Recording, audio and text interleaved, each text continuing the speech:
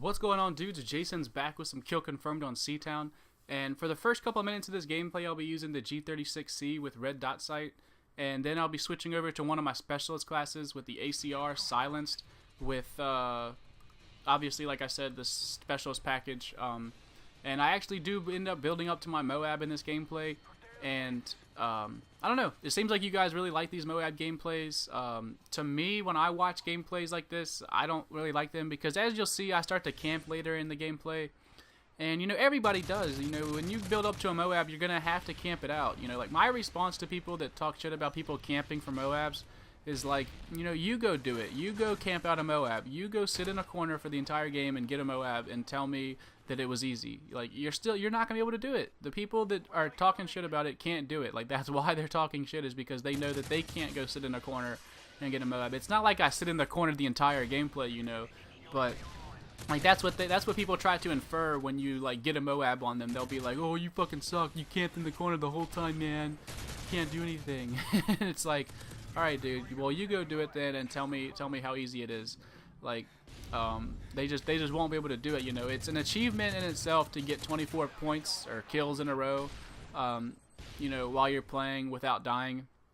And, you know, it's a great achievement, I'm not saying that, but it's not an entertaining gameplay to watch for YouTube gameplay, is basically the point I'm trying to make. Or at least for me, like, when I'm watching a commentator, that's not what I want to see, is somebody playing that defensive that they can get that many kills in a row. And you'll be able to see what I'm talking about later in the gameplay. There'll be several points throughout that point streak where I'm going to be sitting down or laying down, just like, and you're going to be like, what is this kid doing? And I'll actually tell you, like, my thought process once it gets here.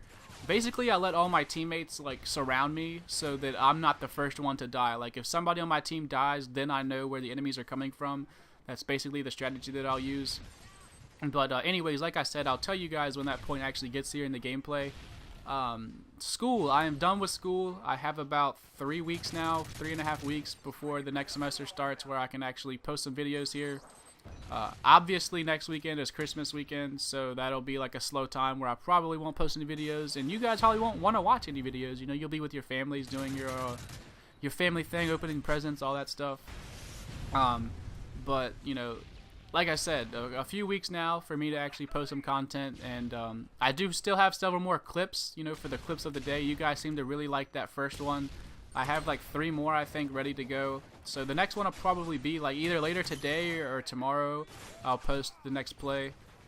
But Call of Duty wise, there's like a few things I want to talk about. Like, man, I am ready for some new maps and the double XP weekend. Like, I don't know, man. Like, it seems like these maps got boring to me faster than maps in other Call of Duty games have, you know. Like, I think it's because, if you remember when this game first came out, I wasn't really happy with the maps.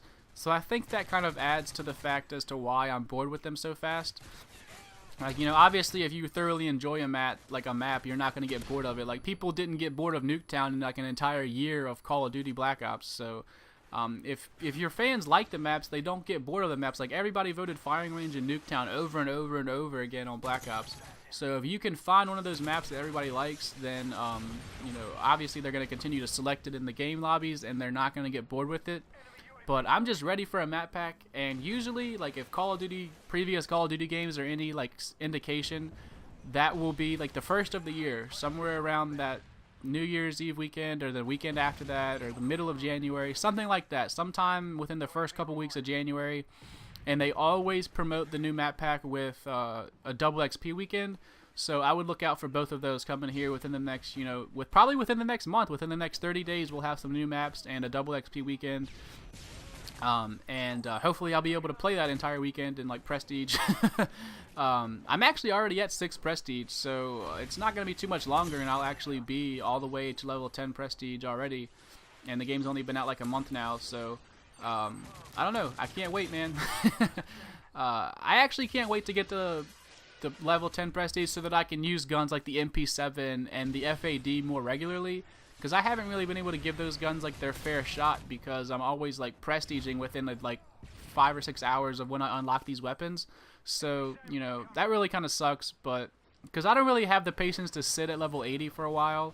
and then, you know, after I've used those guns, then prestige. I look at that as wasted game time where I could have prestiged and been, you know, ranked up to level 30 by the time I actually prestige. Here are 2 guys running at me at once. That was pretty nice. And hey, look at that. I actually picked up some tags for once. Like half of this kill streak, I'm not playing the objective at all. And that happens when you're going for MOAB. You know, you stop playing the objective. You don't pick up dog tags. You don't plant bombs. You don't defuse bombs. If you're playing demolition, you know, that's why I consider like free-for-all an awesome game type to go for MOAB, because you're not hurting anybody just camping out for kills. You know, it's a game based strictly on kills, how quickly you can get that many kills. So that's why I kind of, you know, told you guys free-for-all is the best mode to play. But obviously here I get one in kill confirm, so I guess I can't really say that it's a bad game type to try to get one in. And now here I'm sitting in my corner because that was a heavy traffic up there. You know, I killed those 2 guys or 3 guys in that within like 10 or 15 seconds, and then somebody threw a grenade up there at me. So I was kind of sitting in that corner waiting to see what was going to happen. And here I saw on the UAV this free point right there towards my point streak to knife that SAM turret. I actually don't know if that counts. How did I miss that tag, man? I actually don't know if that counts towards your point streak, because I know it does when you're running assault or support or like even specialist before you get to your specialist bonus. But I don't know if it actually counts as like another point once you've already gotten to all your kill streaks. So I should probably go back and watch the gameplay and like count every kill I get. But I don't really feel like doing all that, so I'm not going to. And something else big that happened in Call of Duty over the past week is the Type 95 and the FMG9 patch. The Type 95 is definitely worse off than it was. The recoil seems to be more, and the fire rate seems to be less. So that's nice, but it's still better than the M16. Still the best burst fire weapon in my opinion. And a lot of people are still using it actually, but it's not. You're not getting killed by it anywhere near as much as you once were. So that's nice, but the FMG9s are still just as prevalent and just as damaging as they were before. I'm not really sure what they did with these guns. I heard they made like the hip fire reticle like bigger, but that doesn't matter. Like the rate of fire that those guns have, you know, they only have to hit like 10% of their bullets and they're gonna kill you within like a second. You know, like those guns fire so fast.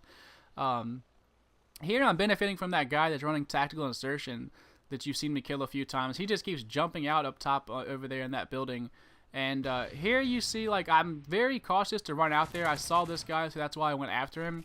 But now I think I'm going to run back here. You know, if I look on the radar and I see I'm the first enemy, like if the enemies come at me right now, I'm going to be the first person that they come in contact with and the first person that dies off my team. So I'm going to move back here and let my teammates run out in front of me in both directions so that whichever way the enemies come from, you know, they're going to kill one of my teammates before they kill me. You know, that's kind of my thought process as to why I laid back down here. Because as you can see, once some people move up in both directions, I'll actually move. And I wait for that assault drone to move out of my way because, you know, assault drones show up on the radar for the enemy. So you don't want to be like right next to the assault drone. Like, you know, sometimes that's a strategy to try to pick up dog tags and kill confirmed, but, you know, obviously I'm on a big kill streak. I'm not trying to follow the assault drone around and pick up dog tags.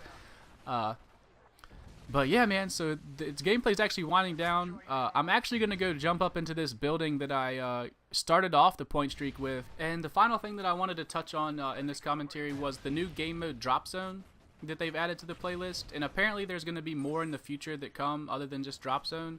There's going to be some new game types. I really wish they would add a sniper's game type, like a free-for-all game type where everybody's quick-scoping and only has the L11, 8A or whatever, or the MSR. Like, everybody has sniper rifles. That would be so fun to me, like a team snipers gameplay even, like a team deathmatch game type like that.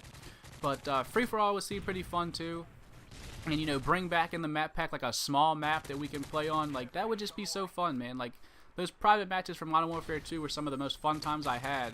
So I kind of wish they would add that in there. But Drop Zone is really fun, man. Like, I've gotten so much XP from that. And now here I've picked up my MOAB up here in this building.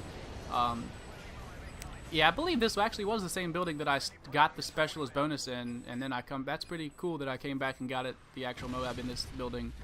But here all the enemies blow up and then the dog tags will show up on the radar for me. And I just feel like a boss now. Like, I just like, oh, you guys got beasted on.